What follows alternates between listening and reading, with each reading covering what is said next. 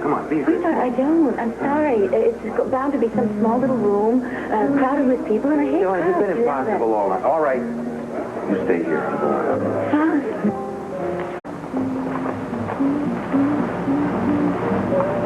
Fine. I really appreciate this, David. I'll pay you back as soon as I can.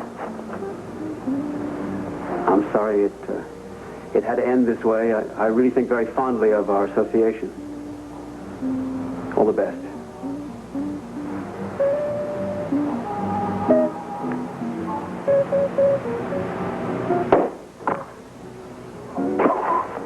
Oh, Scott!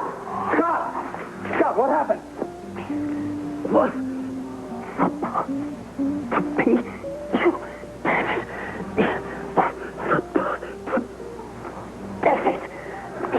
Hey, somebody help us out here!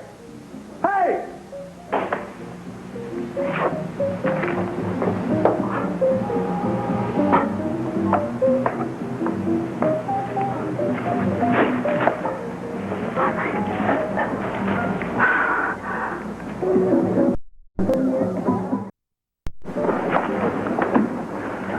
Scott, just relax.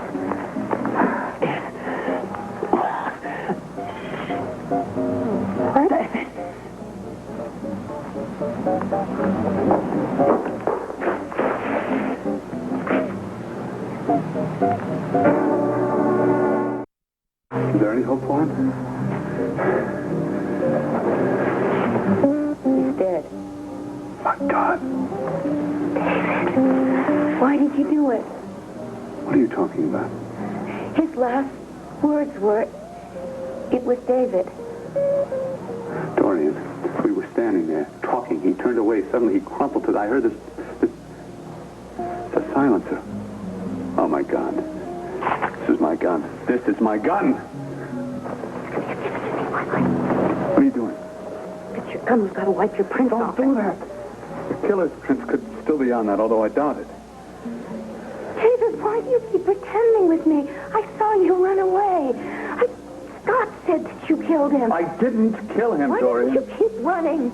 But don't you realize you're going to get arrested? You're going to be put in jail. Dorian, I didn't kill Scott. You what? I know why you did it. Because you found out that he was a spy, too. That's why you killed him, isn't it? I know all about you, David. But none of that matters because now we're just going to protect you. Now, listen to me. I am innocent, Dorian. We've got to come up with an alibi, all right? Fine.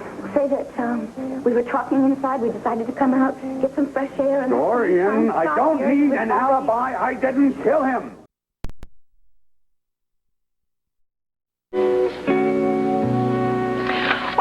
All right. This is not a bad start, then. But may I point out a couple of things about this story? Sure. I wish you would. Good. In the first place, you have statements from a lot of the bystanders. That's fine. You don't have one single word from the only known eyewitness, David Rinaldi. Why did you leave him out? Well, Vicky, he's a whole heck of a lot more than just an eyewitness now, as far as I can tell. You have him convicted already? Well, no, that's not what I meant. Then why don't you interview him? Because I just don't know if I can. I'm sorry, Vicky. I think that I've got a little problem here. See, I know David, and I like him. And at the same time, it looks like he's guilty. How do I write that? Very carefully. But that's part of your job. I suspected there was a problem, like something like that, because the contrast between your two stories is very apparent. By Victoria Lord Buchanan and Dan Wollick? Vicky, you just gave me a byline. Well, you earned it. All the salient facts are there. At the same time, you managed to protect the privacy of the people involved. But you didn't rewrite hardly anything. Oh, wrong. If you read that carefully, you'll find I rewrote a good deal. That's not the point, however. It's basically a very good story. Now, why don't you go and see Briggs and ask him if he won't let you interview David Rinaldi? Well, are you sure you want me to be the one to do this? Because I'll be honest with you, I am kind of prejudiced. No, maybe it's because I've been talking to Cassie, and she's got kind of mixed feelings about him, you know, and other stuff. Well, would it change your feelings any if I told you that I believe he's innocent? You do? Well, why? Why? Because I know him. because I think I'm a pretty good judge of character. Yeah, but what do you think about this kid, Simon, that's been hanging out with him? Simon Warfield? What has Simon Warfield got to do with anything? Well, I don't know. Maybe it's nothing, but he's been acting pretty strangely as far as... Okay, I understand what it is. I see the reason behind this is jealousy involved, right? I think I'd better check with Briggs and see if he wants to keep me on the story. I'm sorry to disturb you. I just didn't know where else to look for Dan. I thought for sure he'd be here. Well, you came to the right person. I can find him for you. Sit down, honey. Thank you. No school today? No, my father gave me permission to stay home. Joanne, could you please get a hold of Dan Wolek for me? No, ask him to come to my office. Thank you. So you're staying home because of David? Yes, and as it turned out, I had to say goodbye to a friend of mine, Simon Warfield. Simon Warfield? Is he leaving?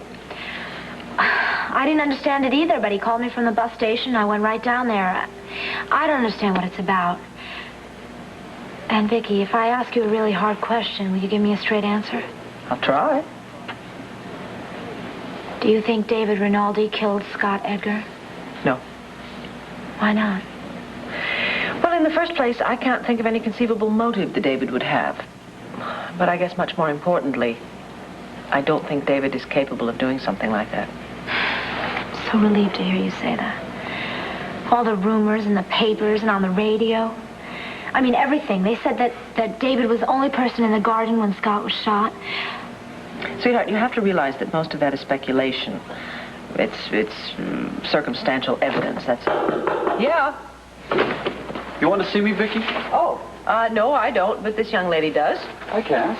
Now, I have to go and talk to Clint in his office, so make yourselves comfortable. Well, what do you want to see me? Want us to go get a bite to eat or something? Well, don't you have school today? Why does everybody keep asking me that? Haven't you ever cut school before? Well, occasionally, when I had something really important to do. Or when you had something important on your mind? You talking about David Rinaldi? Yes, Dan, I don't know what to do. I'm so confused. Look, I think that we should just sit down and talk all this out, you know? Okay. Just you and me. Dan, honey, get down to the courthouse right away, all right? I'm going to join you if I can, or I'll send another reporter, but go now. What's happened?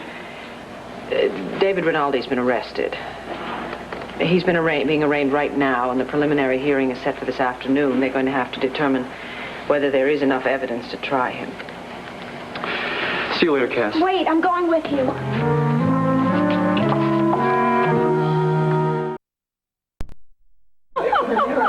Well, won't be long now. Oh, you mean Ace is back? No, but I saw the lights from his pickup up there. He's four-wheeling around that hill, you know, behind the stone barn. Oh, up there in the pine trees? Right. Now, there's where you can find yourself a real good Christmas tree. Tell you something. Has Asa always done that? I mean, to go out and chop down his own Christmas tree? Now, isn't that just the sweetest custom? I love it. Yeah, well, I hope he just doesn't get so ambitious that he chops a big old tree and decides to lug it into the van and bring it back by himself. No, well, I offered to help him.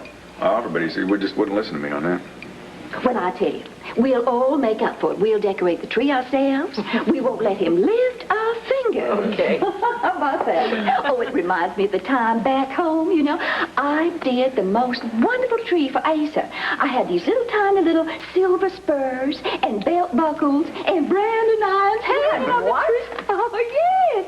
Oh, it was sensational. People came from miles around just to see this tree. Oh, and I had these wonderful little bunk-type lanterns, you know, made into lights, just hanging the string all around. Lucinda, did you have cactus hanging from the rafters instead of mistletoe? Now, that's a very sweet idea, honey. Listen, why don't you all help me figure out what to do for Christmas dinner?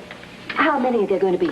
I think about 15, give or take a few. Well, it's for 15 people. You'd need about a 22-pound turkey, I would think. Yeah. Turkey.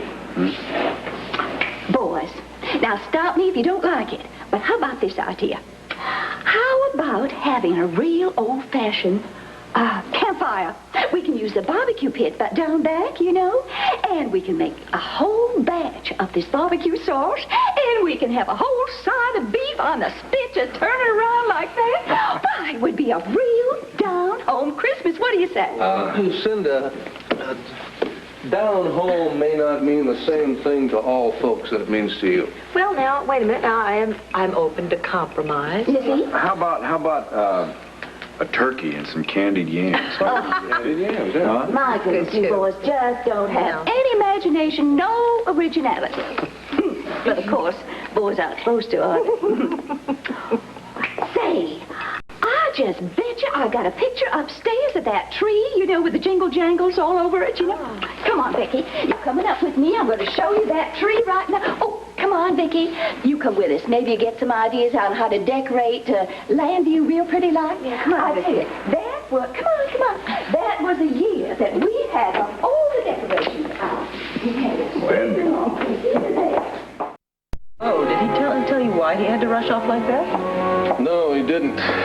But did you notice he didn't speak a word to Asa during dinner? I think it might have something to do here. Help yourself. I think it might have something to do with the lady that was here just a little while ago. Laurel Chapin? Mm-hmm.